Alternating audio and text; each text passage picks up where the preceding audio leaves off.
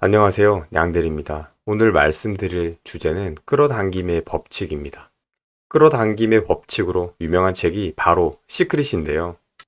시크릿을 대학 시절에 접하게 되면서 저는 끌어당김의 법칙이 사기라고 생각했습니다. 단지 부자가 될 거라는 상상만으로 부자가 될 수 있다면 대한민국에 부자가 아닌 사람이 없지 않겠습니까? 시크릿을 보면 끌어당김의 법칙에 대한 정확한 과학적 근거도 제시되지 않았고 그냥 아무 이유 없이 끌어당기라고만 합니다. 그러니 사람들은 의심을 지울 수 없었습니다. 지금처럼 뇌과학 연구가 활발하게 진행된 것도 아니었고요. 하지만 현재는 다양한 뇌과학자들과 양자역학 등으로 끌어당김의 법칙이 증명되고 있습니다. 유튜브 알고리즘의 추천을 받아 이 영상을 보고 계신 분들이라면 아마도 끌어당김의 법칙의 힘에 대해서 잘 알고 계실 거라 생각합니다. 중요한 것은 끌어당김의 법칙을 우리의 인생에 적용하는 건데요.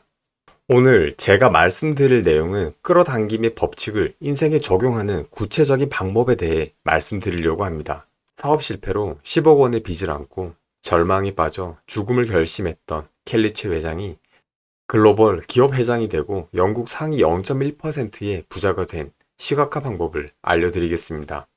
오늘은 영상보다 명상을 하시는 마음으로 오디오에 집중해 주시기 바랍니다. 끌어당김의 법칙의 본질은 바로 시각화인데요. 시각화에는 6가지 방법이 있습니다. 첫 번째는 청사진 시각화입니다.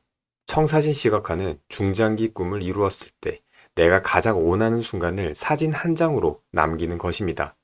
마음속 밑바닥에 두고 온 진정한 꿈을 끌어올리는 시각화입니다. 청사진 시각화를 하기 위해서 먼저 방안을 어둡게 하고 편안하게 앉을 수 있는 자리를 마련합니다.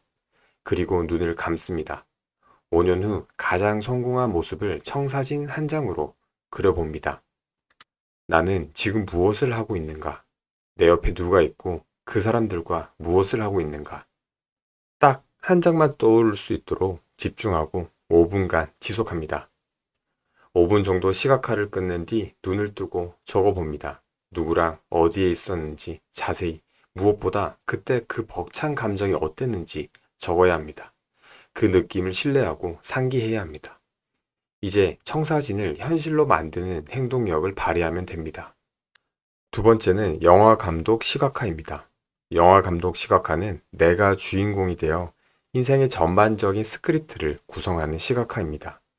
핵심은 인생의 수많은 우여곡절과 어려움을 어떻게 넘어설 것인지 그 해결 방법을 잠재의식에 각인시키는 것입니다. 많은 운동선수가 이 시각화 방법을 활용하고 있다고 합니다. 우선 영화 감독 시각화를 하기 위해서 방안을 어둡게 하고 자리에 앉은 후 긴장을 풀고 눈을 감습니다. 무릎에 손을 올린 뒤 손등을 무릎에 닿게 합니다. 복식 호흡을 합니다. 3초 마시고 내쉴 때는 마신 것의 3배를 내쉽니다. 손을 20번 정도 가볍게 쥐었다 펴니다. 떠오르는 생각이 튕겨 나가는 걸 느끼며 호흡합니다. 온몸의 긴장을 풀면서 나의 상상력은 아주 강하다고 믿습니다. 미간 사이 파랗고 아삭한 사과를 떠올린 뒤 사과를 없애봅니다. 딸기를 떠올리고 없애봅니다. 본격적으로 당신은 상상력이 아주 풍부한 영화 감독이 된다고 생각합니다. 주인공도 나고 감독도 자신입니다. 이 영화는 5년 정도 중장기 꿈을 이루어가는 영화입니다. 나를 방해하는 사람과 상황을 5분간 자세히 그려봅니다. 결국 방해하는 모든 것들은 마음을 돌리고 나를 응원합니다. 클라이맥스에 다다르면 엄청난 힘을 얻고 모든 걸 이루어냅니다. 진정으로 강해진 모습, 성공한 모습을 온몸으로 느껴봅니다. 우여곡절에도 불구하고 이루고 싶은 모든 걸 이룬 상태. 어떤 집에 어떤 사람과 살고 있는지, 집의 모습, 베란다는 어떻고, 경치는 어떤지, 어떤 침대를 쓰고 있고 어떤 거실에 있는지, 그 거실에서 누구와 식사를 하고 있는지, 어떤 일상을 보내는지를 떠올려 봅니다. 지금 봤던, 내가 상상했던 이상적인 상태를 온몸으로 느끼고 확신합니다. 눈을 뜨고 내가 듣고 싶은 말을 적습니다. 나의 영화를 한 줄로 요약해서 명료하게 적는 게 중요합니다. 언제까지 이룰지 날짜도 적습니다. 꿈을 이루기 위해 하지 말아야 할 3가지를 적습니다. 꿈을 이루기 위해 해야 될 3가지를 적습니다. 내가 성공한 모습을 봤을 때 감정이 정말 중요한데 이걸 잠재의식이 기억하도록 만드는 것이 핵심입니다. 3번째는 아침 시각화입니다. 아침 시각화는 잠에서 깨어 눈을 뜨자마자 실시하는 시각화입니다. 아침에 눈을 뜨자마자 오늘이 가장 이상적으로 흘렀을 때의 내 모습을 상상합니다.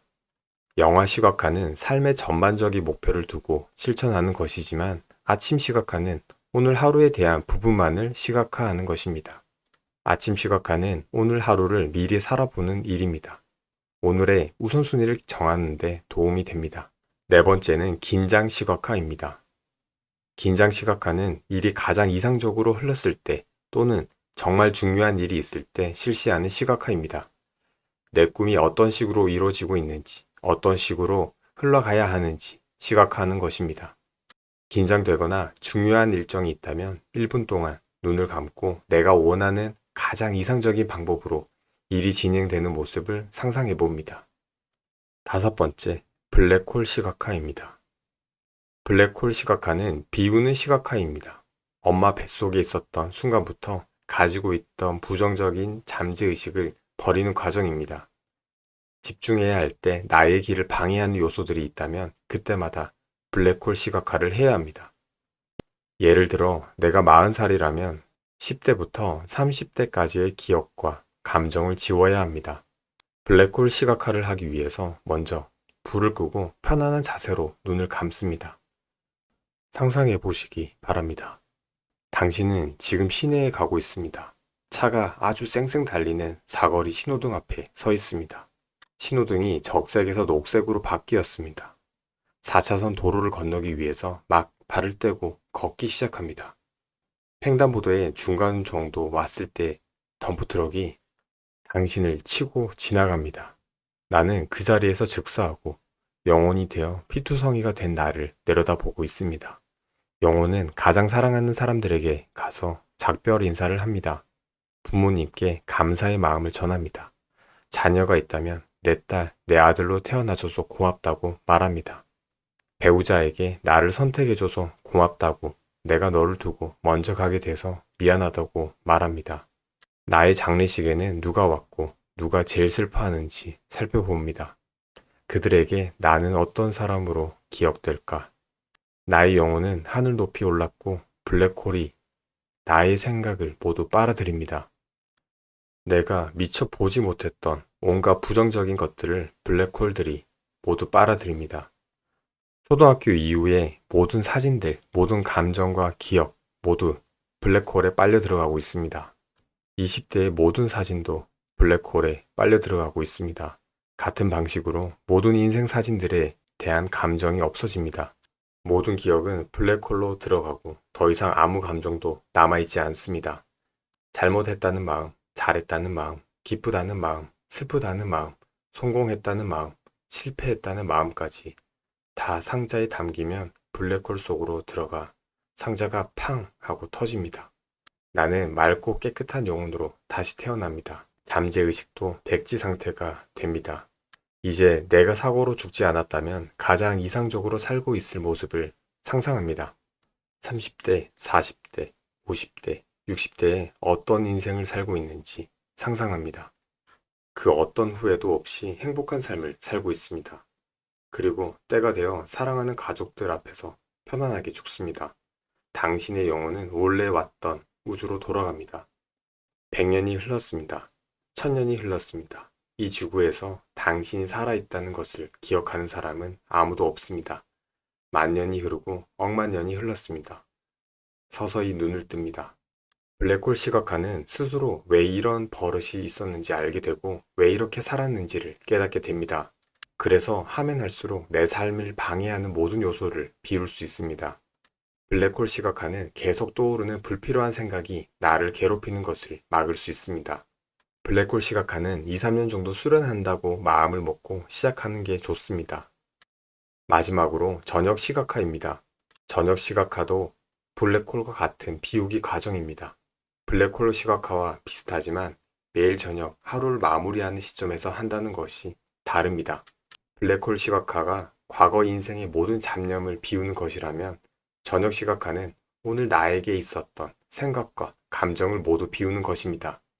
블랙홀 시각화처럼 매일 저녁 하루를 비우는 시각화를 합니다. 다음날 기상했을 때 하루를 이상적으로 보내기 위한 아침 시각화를 함께하면 훨씬 더 좋습니다.